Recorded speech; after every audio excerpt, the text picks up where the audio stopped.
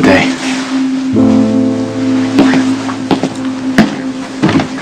Hey, Nicholas, there's just one more thing. It's been bugging me for like the last 15 years, and I've just never asked you about it, but you grew up in Russia and Greece. Never lived in America till you came here to help Lulu. How come you never had an accent? Who says I haven't been using one the whole time? Farewell.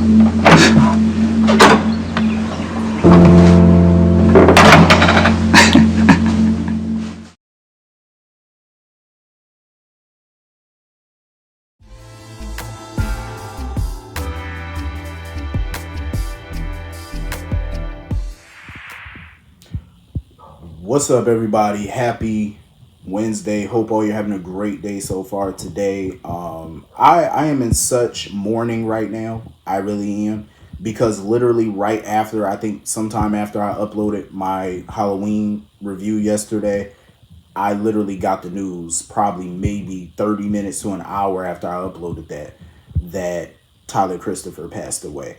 I'm gonna tell you, that fucked my whole night up right there.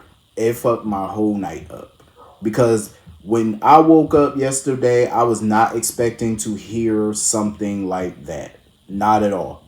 And when I got that information and I see all the outpouring of love on social media that people poured out to him and his family and friends, it broke me down, because I was like, you know what? That's like a death in my family. You know what I'm saying? Like, that felt like a death in the family for me. That shit hurt. Like, to lose him, to lose Jackie, to lose Sonia Eddy, to lose Billy Miller. Like, my goodness. You know, and recently, you know, Richard Roundtree just passed away as well. I'm like, damn. Like, 2023 has been a motherfucker. It really has been a bitch. I'm telling you, to have so much loss. It's like, and that's a loss. I mean, I wasn't expecting any of these folks to pass on, but that's a loss that I was really not expecting. Like, granted, I wasn't expecting any of them to go, but damn, Tyler Christopher. And I had to do a double take, because I'm like, please tell me this is a joke. Like, this is a prank. Then I went to Maurice Benard's Instagram, and I'm like, nah, Maurice wouldn't joke about no shit like that. You know what I mean? I'm like, my goodness. Ugh. My condolences once again to his family and friends, because let me tell you something. Tyler had his personal issues that he's been going through these last few years, but I was really hoping for a comeback from him. I wanted him to blaze the stage as Nicholas again, at least if it wasn't for one last ride. You know what I mean? Just one last time. I wanted him to come back as Nicholas. But you know what? He served that character very well. Served it very well, masterfully. You know, and this is no disrespect to any other actor that has played Nicholas, because I think they all have done a phenomenal job in their own way. But Tyler Christopher, let me tell y'all, embodied that role, and I think a majority, if not all of you, will agree with that one. He embodied the role of Nicholas from his battles with Helena through the years. You know what I mean? The back and forth between him and Lucky over the years. You know, the relationship he had with Lulu, Elizabeth. Like, he just... Emily, of course. My goodness. Like, that man... Whoo. He killed it. He killed it. He killed that role. He killed it. Phenomenal. You know, I was jumping for joy years back when he won that Daytime Emmy. I remember Laura Wright was on that stage and he was nominated. And I remember Christophe St. John was in the crowd that night. Rest in peace to him as well.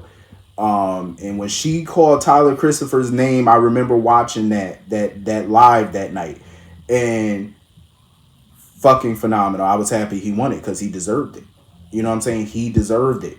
He deserved it. Like, he just took Nicholas to a whole nother level. Like, he took Nicholas to levels that made you dislike Nicholas at times, made you root for Nicholas at times, made you feel sad for Nicholas at times. Like, he just brought you all those different layers of Nicholas. And like I said, no disrespect to the other actors, because I feel like I said, they all have played that role in their own way. You know what I mean? But Tyler, for me, will forever be etched in stone as the Nicholas Cassadine. You know what I mean? The Nicholas. That's Nicholas for me. And I pray that he, he found peace. He finds peace. You know, I hope he finally gets the peace that he deserved. Because, it was a battle for him, I know, to have it here on Earth for a while. But I hope he finally gets that rest and that peace. So yes, rest in peace to the great Tyler Christopher, and my condolences again to his family and friends and his colleagues, of course. He will truly be missed. Honestly, he will. That it goes without saying, but I have to say it. That man will be missed.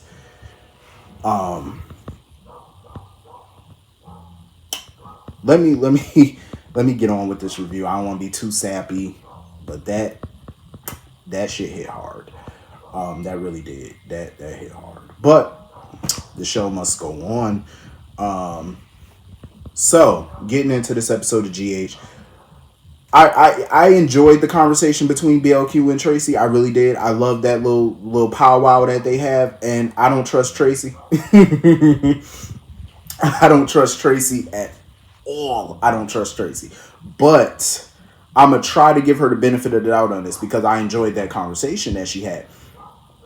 And for me, it was a relatable conversation. Oh, it was. It was a very relatable conversation, because I feel like I've had these conversations with friends and stuff too about the job that you do and your passion.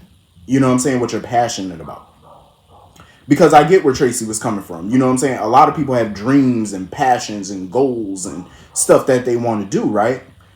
But sometimes in the beginning, those dreams and passions don't pay the bills, and the bills got to be paid right now. So I totally get where she's coming from on that, aspect. But you got a million people, millions of people out here that's working a 9 to 5, being a janitor, being a paralegal, being a, trash man or trash woman, whatever it is you do, cleaner, hotel maid, whatever it is you do in life.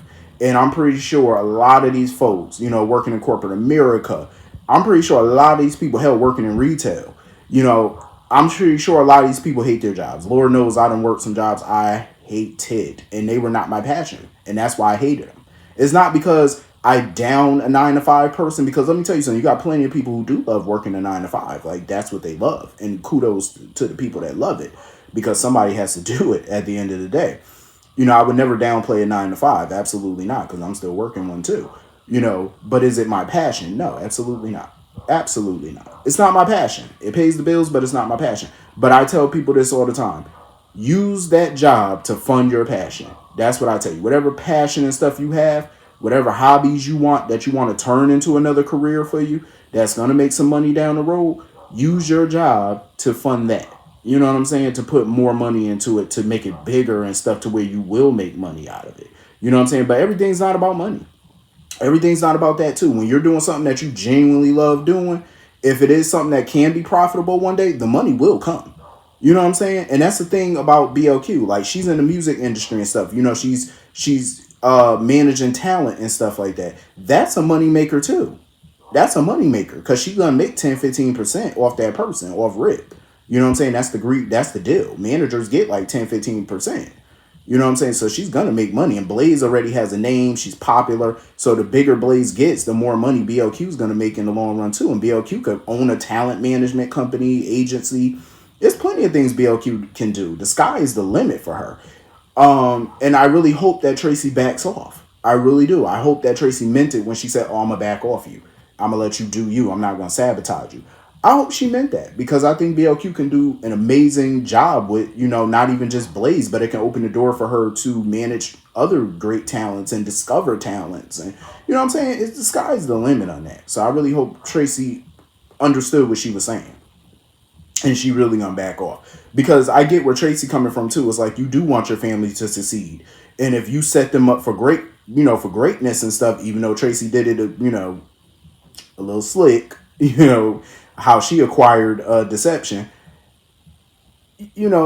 I understand. You want your grandkids, your kids, you want them to be great. You want them to do great things, but you got to fall back and let them find their way. And Tracy needs to do that. Fall back, let that girl find her way. Yeah, she gonna fall down a few times, but she got to learn how to pick herself up. You know what I'm saying? You can't do it. You can't live her life for her. So I really hope that Tracy genuinely backs the hell off. That was a cute costume on Lil Leo. He gonna be Einstein. Einstein. That was a cute costume. I enjoyed that. That little game that he was playing with Lois was funny as hell. This boy know everything. Like, he is like a little savant. He know how tall buildings are, bridges are. Like, he doing math. Like, and I know he doing that hard math too. I would have been sitting there like looking at him like, how you know how to do all this? Like, that boy going places. Hell, Lois looked like she couldn't keep up. Lois was like, "Oh, I didn't even know that. Oh, I didn't. What they say, the children shall lead us, and that boy gonna lead us, and I wouldn't mind it either because he's sharp." I could definitely smell something brewing between Mr. Eddie Main and Miss Lois because he keep having thoughts about her and stuff like that. Like, oh, I remember you from somewhere, and then he keep having these little flickers of memory of her and stuff like that. I'm like, oh. Is Eddie Main gonna fall for Miss Lois? See, this is what I'm saying. Olivia, I love me some Lois, but Olivia, if you want to save your marriage, you need to get her out the house. She need to take that room at the Metro Court. Cause I can see something brewing. I'm like, yeah, your marriage ain't gonna be, it ain't gonna be what it is. I'm just saying, cause I heard they was bringing Lois' mother on. I can't wait to see her. Oh, I was so happy when I heard that. I said, okay. Mrs. Sorolo, messing up people's name, but I can't wait to see her. I'm like, okay, it's about to be some mess. I think she coming in for the Thanksgiving episode, so I'm looking forward to that. And can we please get Miss Leslie Charleston? Can we please get her up here for the Thanksgiving and have her have some scenes with Tracy and Lois, please? Like, I don't know what her condition is or what's going on or whatever, but I would love for them to get her back, even if it's on a video chat or something. Like, I need to get my Monica fixed because we haven't seen Monica in a year. Like, I miss my Monica. So moving on from that, Cyrus Renault. This man pop up worse than the Candy Man. You ain't even gotta say his name and he just pop up. I'm like, sir, why are you keep popping up in places that you are not wanted? Like, he got the nerve to ask Carly for a job as a cook at the diner. I'm like, are you crazy? So what? You can poison her customers? A cook? Do you know how to cook? Anyway, that's besides the point. But the balls on him, though. I'm telling you, some of these characters up here got balls the size of grapefruits, the size of cassava melons, the way they act. Like, they act like this man waltzed his ass up in there and had the nerve to ask her for a job like he didn't just try to off her entire family 2 years ago. Like, sir, you try to have them all murdered in one day 2 years ago. Like, I think it was like 2-3 years ago. Try to have them all murdered. I'm like, sir, and you think she about to hire your ass and you think she about to put you on her payroll? You try to take her whole family out. You try to take her husband out. You try to take her best friend out. And you think she about to let that slide and give you a job?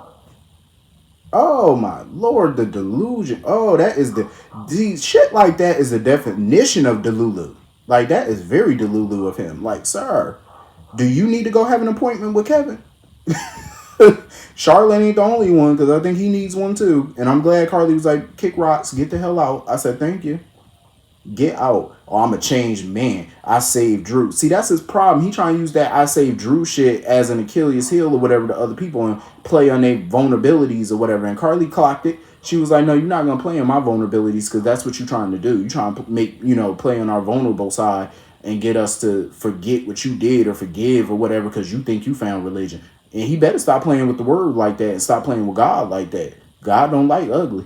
Don't sit here talking about you found religion. You still out here doing what you doing dirt. God gonna get you. I'm just saying, you better stop playing with the good Lord. So I found religion. You still out here playing games. Yeah, okay. All right. Religion about to find you and gonna strike you down too. Stop playing with the word. I'm just saying, you don't play with the good Lord like that. But I'm glad Carly sent him packing. I'm like, good.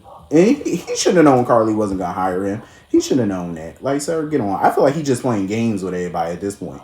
That's what I feel. I feel like he's like cryptically trying to taunt people and trying to play games. Because you cannot be seriously walking up in there looking for no job. Like you not serious. He's so not serious. Like that's the most unserious shit I've ever seen in my life. Ain't no way. Somebody gonna take him out, y'all. I'm telling you, somebody gonna take Cyrus the hell out. He keep playing. So moving on from that. So it looked like Robert and Diane's relationship is progressing. You know, she got tickets and stuff to a little fundraiser or whatnot. I think for animal advocacy or whatever. I thought that was pretty dope. I said, okay, I see y'all moving y'all little relationship along. See, we got a lot of storylines going on, like a lot of relationships and stuff that's not getting really barely any play. Like Diane and Robert, we see bits and pieces. Terry and Yuri, we see bits and pieces. This whole surrogacy thing with TJ and Molly, we get bits and pieces. You know what I'm saying? It's like, why are these not being featured? You know, I understand we got other big storylines going on and stuff, and I guess some people might consider those small. But if you can throw Finn and Elizabeth and they little Vermont vacation up in there every other episode, why we can't see them every other episode? I'm just saying, like, can we get more of this little surrogate that I don't trust? I want to see more about that because I really don't trust the witch. At all, to be honest with you. So anyway, moving on from that. So somebody trying to buy Windermere using a holding company. That's a red flag right there. That's suspect as hell. A holding company and Lucy sitting there trying to brush it off. Oh, plenty of people do that nowadays. Yeah, those that are trying to duck and dodge the IRS, those that got shady things going on. Cause why you can't put this house in your name? Come on now, y'all wasn't thinking it. Y'all was thinking that like why you gotta use a holding company to buy this property? Why you gotta use a holding company to buy Spoon Island and Windermere? Why you can't use your government name that your mama gave you? Why you can't use your Christian name? I just want to know. Inquiring minds want to know, like, what shadiness is you up to? At first, I was thinking maybe Nicholas, you know, was doing this from Europe, you know, trying to use a holding company to buy back Windermere. Or maybe Cyrus. I don't trust it, though. And I'm surprised this wasn't, you know, like, Ava need to investigate this. But I can't say I blame Ava either about her request that the person pay the full amount and put the money in the escrow account because I can't say I blame her. You know, when people try to buy homes and all that, it's a lot of trickery to it because you got some people trying to buy something that they can't afford or whatnot. And I'm just like, go sit down. Please and thank you. Go sit down because you ain't about to have me in no little drawn out messy real estate transaction because them things can take forever and they drag on for months and months. And I don't blame Ava because Lucy sitting there talking about some, oh, well, not everybody wants, you know, can buy a home in upstate New York or an island or whatever and pay the full amount. Okay, well, we're going to find somebody who will. So if your little holding company, whoever this is, can't afford to do it outright, then I wouldn't sell anyway because it seemed shady to me. It seemed like shady business. It really just seemed very off. So I'm wondering who it is because Lucy's being very vague about who this owner, who this buyer is. And I really hope that, you know, Ava looks into it. Because when Ava was telling Carly about selling Windermere and stuff, she was like, oh, you know, Lucy being vague about who it is, who trying to buy. That's a red flag to me. I'm like, Ava, you need to look into this. I mean, who's trying to buy this home? That was a cute scene though, with little Avery coming up in there dressed as a mermaid. I said, okay, the kids is dressed to impress. I'm looking at all these little costumes and stuff. You know, Carly got the party popping at the diner. You know, she waiting for more people to come. I love little events like that, and I hope we see more of it because I want to see this little party.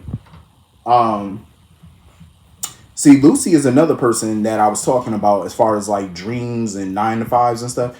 I mean, being a realtor ain't bad either. You know, because I know she was sick to death about the fact of going back into real estate and stuff, having to be a real estate agent again to make money. I get it, but that's still a lucrative industry too. But I understand real estate is not really her passion. You know, working at, you know, owning deception and being in charge of deception, being in charge of cosmetics. That's her passion. You know, running her own business is her passion. And I get that, you know, but like I said, real estate is just as lucrative. But I totally get where she's coming from. I want to see how Lucy gonna get that 2% out of Tracy. Like, how she gonna get her majority control back? That's what I'm curious of. I do like this side of Lucy though. Like, Lucy is not backing down to Tracy, and I'm actually entertained by it because I want to see who gonna win. You know what I mean? Because I want to see that side of Lucy come out, see if she could be just as vicious. You know, not that all bark no bite shit. I want to see how much her bite is, how big the bite is. So anyway, moving on from that. So little Charlotte, she up in here baking brownies and stuff like that. I forgot what the hell she was baking. I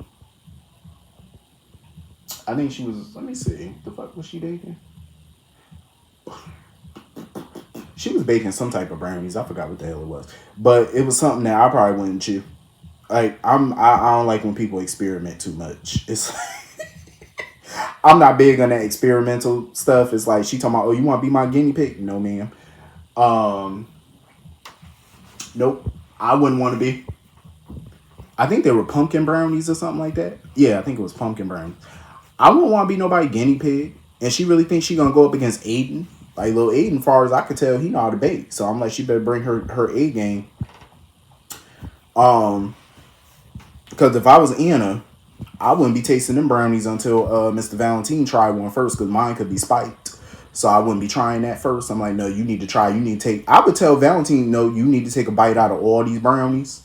You know what I'm saying? Take a bite out of yours and mine, so that way I know like it ain't spiked up or nothing.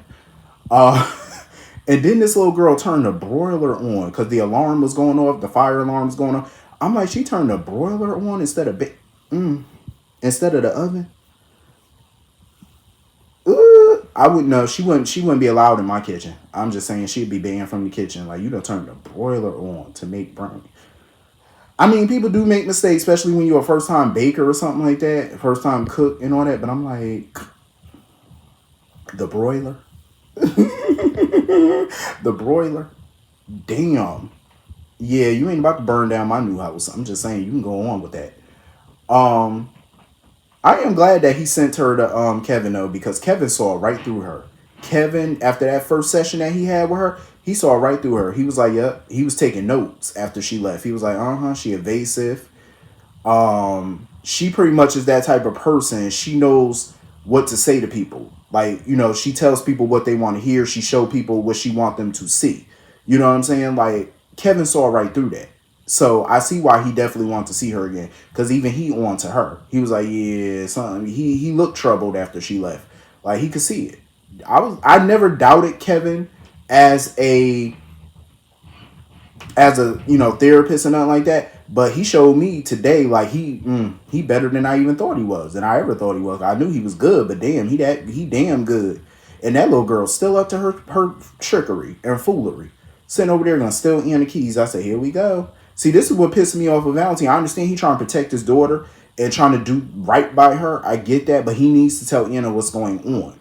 You know what I'm saying? So she knows what she's dealing with, because here she is pulling out, you know, trunks and stuff of old WSB files and journals that nobody knows she had. And because she keep thinking it's the WSB coming after her. Like, she just wasting her time with all this when the culprit is right here. You know what I'm saying? And Valentine not telling her nothing. I think there's a better way to handle this. And I get the therapy part, because I do think she needs therapy.